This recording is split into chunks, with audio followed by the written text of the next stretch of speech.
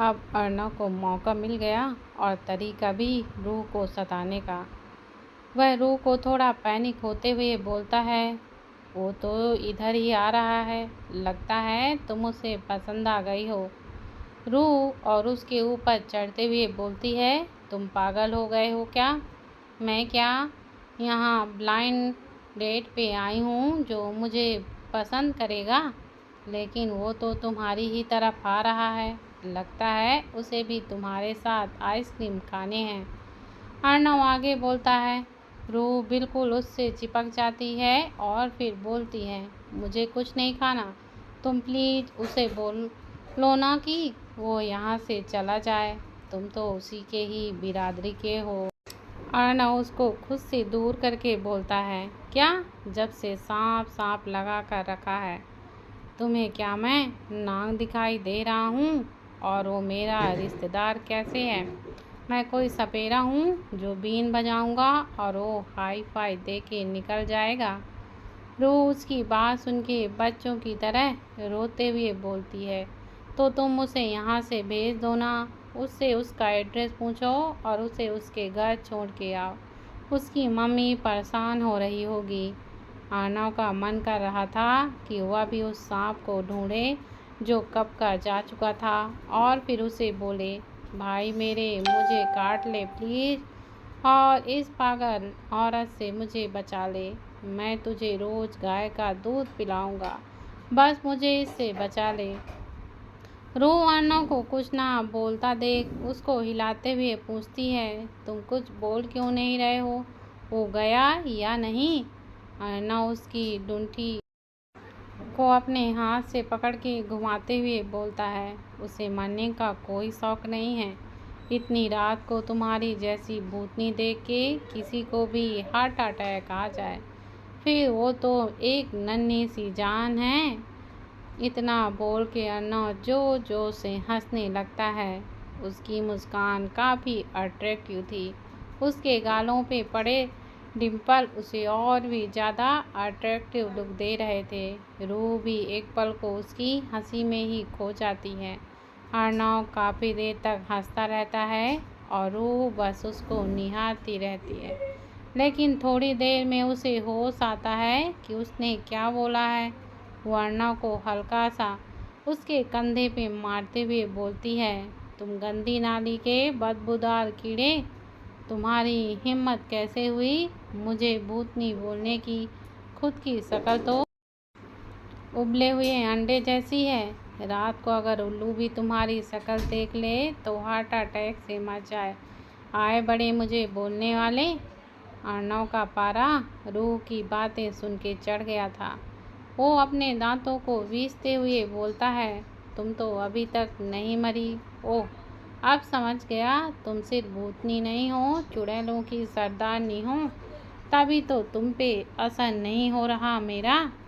और उस सांप से डरने का नाटक क्यों कर रही थी?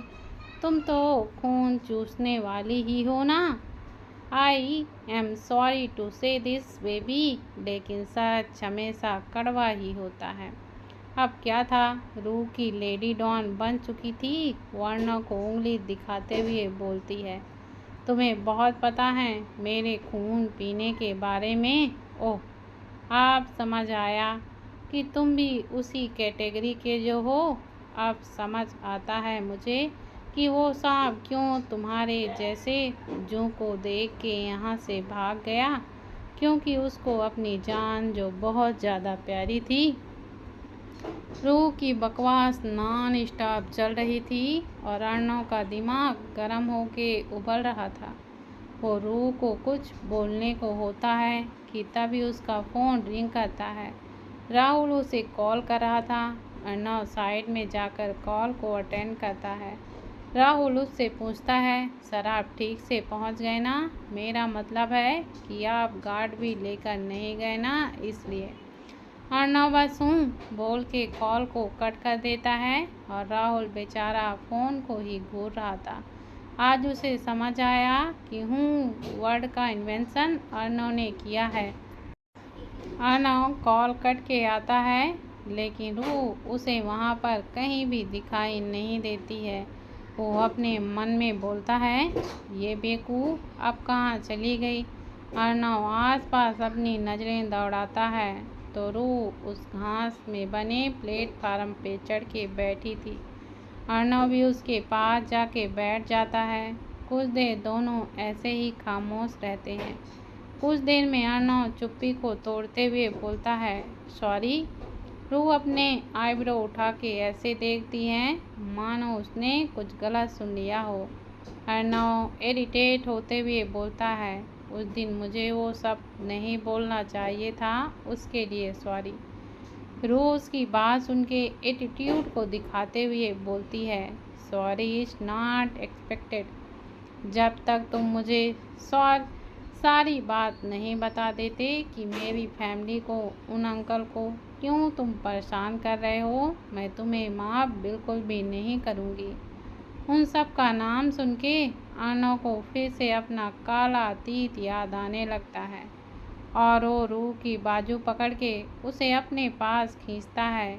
अभी तो उन सब ने सिर्फ ट्रेलर देखा था, अभी पूरी पिक्चर भी बाकी थी।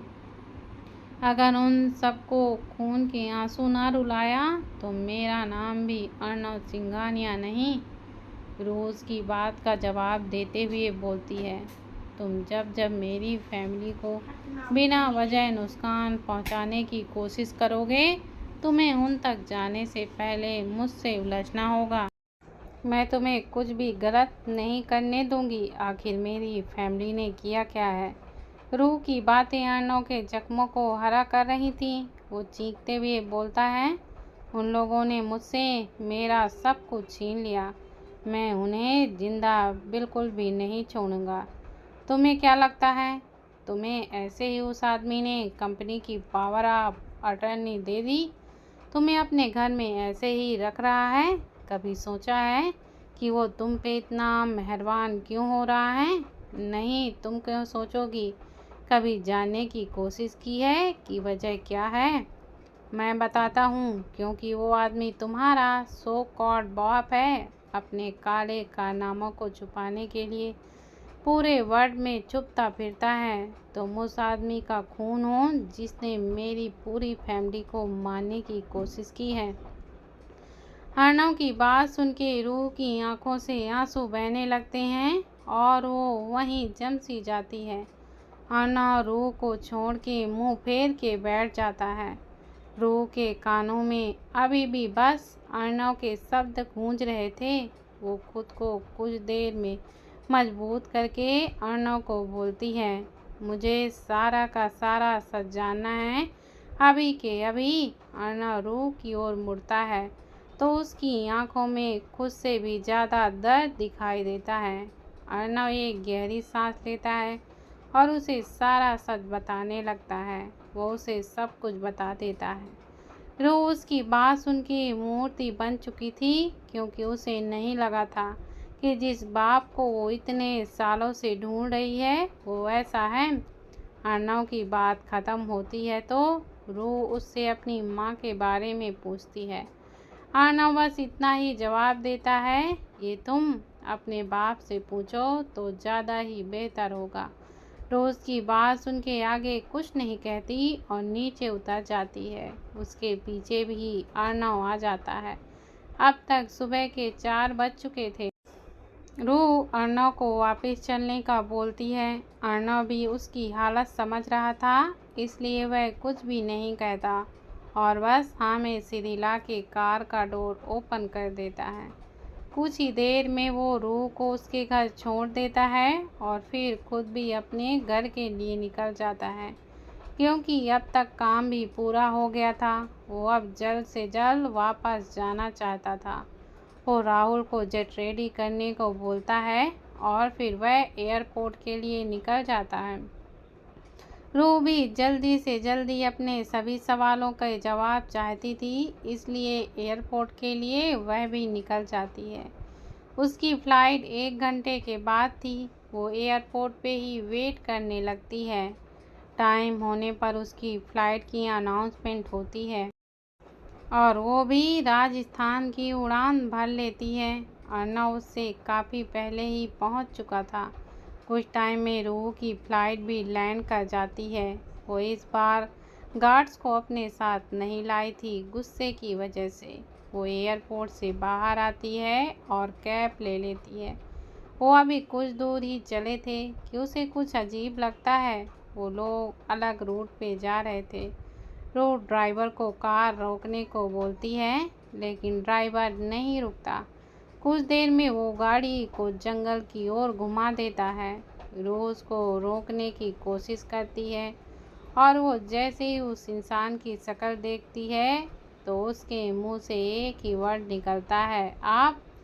वहीं रिवान के ऑफिस में यूज असिस्टेंट उसके पास भागता हुआ आता है और उससे बोलता है, सर, रू मैडम का कहीं भी पता नहीं चल रहा है। वो कल रात को प्रोजेक्ट की पार्टी में गई थी, उसके बाद से गायब हैं। दीवान असिस्टेंट की बात सुन के हक्का बक्का रह जाता है। वो असिस्टेंट को ऑर्डर देते हुए बोलता है, सब लोगों को काम पे लगाओ, मुझे मेरी बेटी सही सलामत में चाहिए, बाय हुक एंड बाय कुक। चाहे जितना सिस्टम यूज करना है करो, लेकिन मुझे मेरी बेटी चाहिए। लेकिन उसे किडनैप कौन कर सकता है? उसकी तो किसी से भी दुश्मनी भी नहीं है, फिर उसे कौन नुकसान पहुंचाएगा? तभी असिस्टेंट बोलता है, सर, कहीं उसके पीछे अक्षत सिंघानिया तो नहीं है? मतलब आपसे बदला लेने के लिए उन्होंने रू मैडम को किडनैप किया हो? रिवान चीखते हुए बोलता है, अगर ऐसा सच हुआ तो मैं उस अक्षत सिंघानिया को बिल्कुल भी नहीं छोड़ूंगा।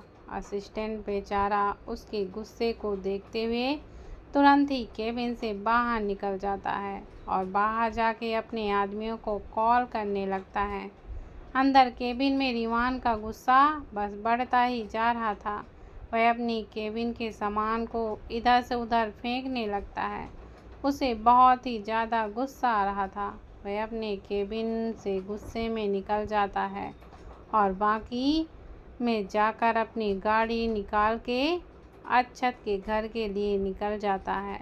रिवान गुस्से में अपनी गाड़ी को फुल स्पीड पे सड़क पे दौड़ा देता है। वह चाहे कितना भी बुरा आदमी क्यों ना हो, लेकिन अपनी बेटी से वह बहुत प्यार करता था। अपनी बेटी को अपने गलत कामों से दूर रखने के लिए उसने इतने सालों तक उसको खुद से दूर रखा, उसको ऐसे छुपाए रखता था।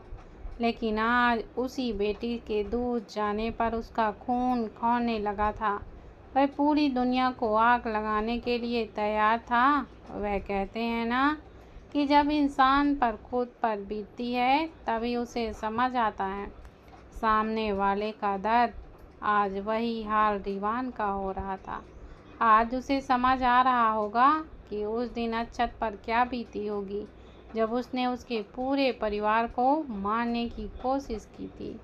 आज उसका दर्द समझ पाएगा, लेकिन अब समझने से अब कोई भी फ़ायदा नहीं होगा, क्योंकि उसने बहुत ही देर कर दी थी इस बात को समझने के लिए। कहते हैं ना, इस संसार में जो भी आप करोगे उसका फल इसी धरती पर ही भोग के जाना पड़ता है।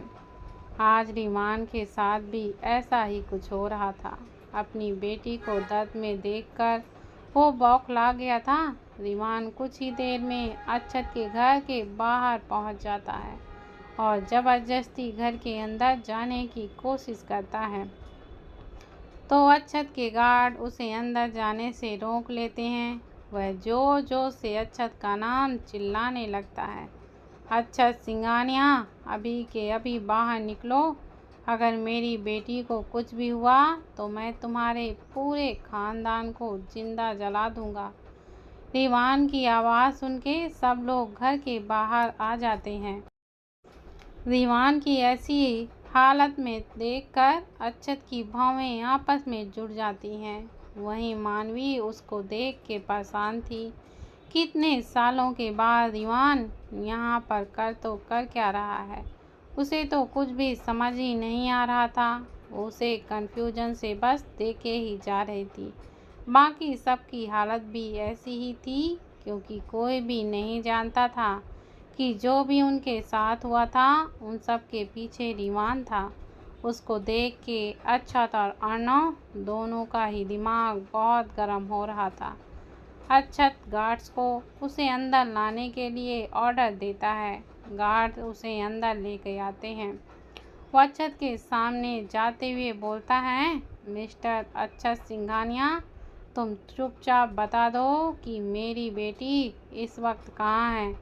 अगर तुमने मेरा बदला मेरी बेटी से लेने की कोशिश की तो मैं तुम्हें जिंदा नहीं छोड़ूंगा।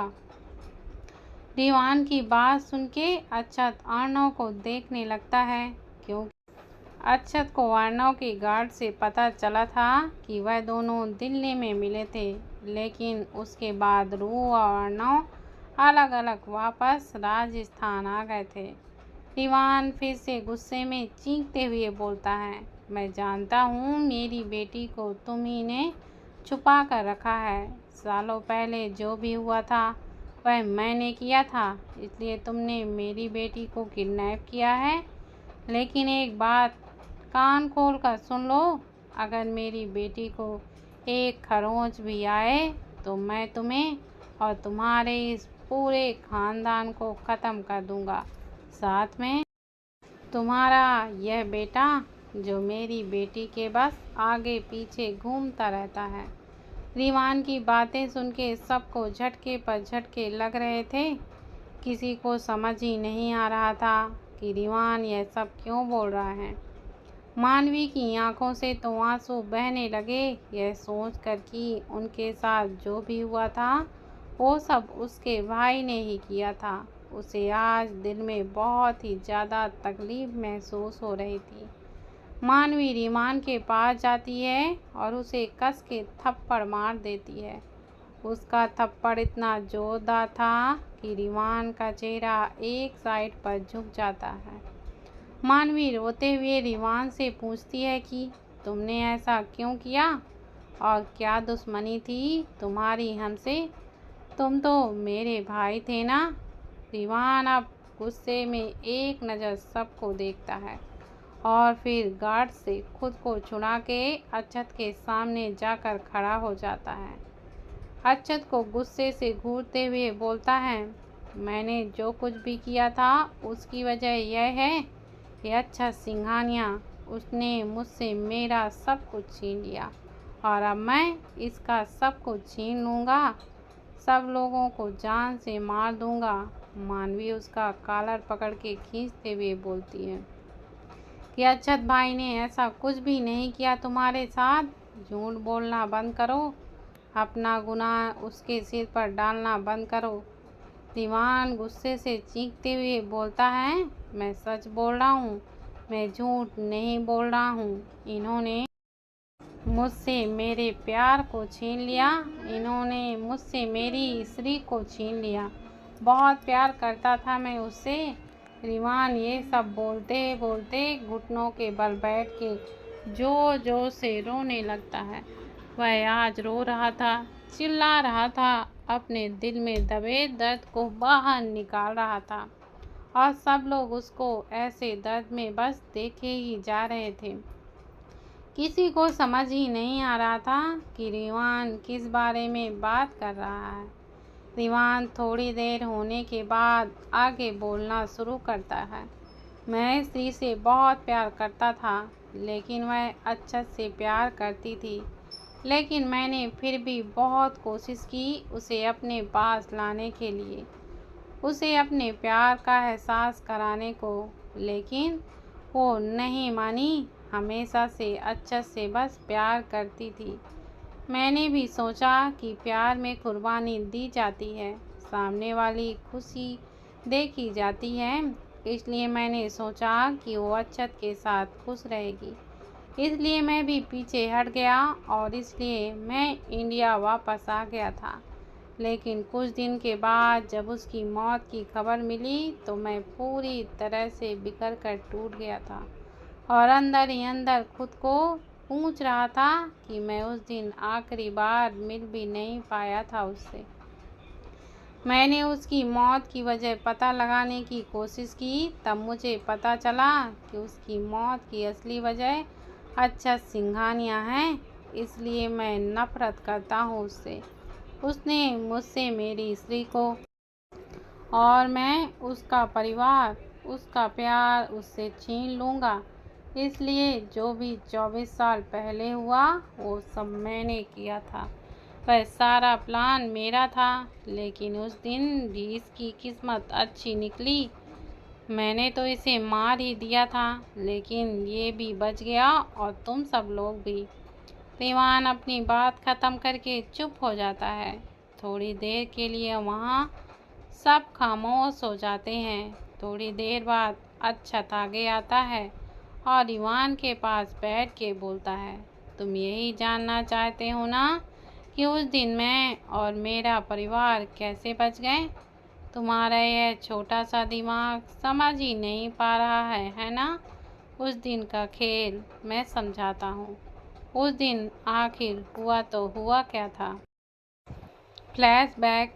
कुमकुम को लेबर पेन शुरू हुआ था तो क्रश और अचिता घर पर नहीं थे, लेकिन उन्हें खबर मिली कि कुमकुम की डिलीवरी होने वाली है, तो वो तुरंत हॉस्पिटल के लिए निकल गए थे। वो हॉस्पिटल में अंदर जाने वाले थे।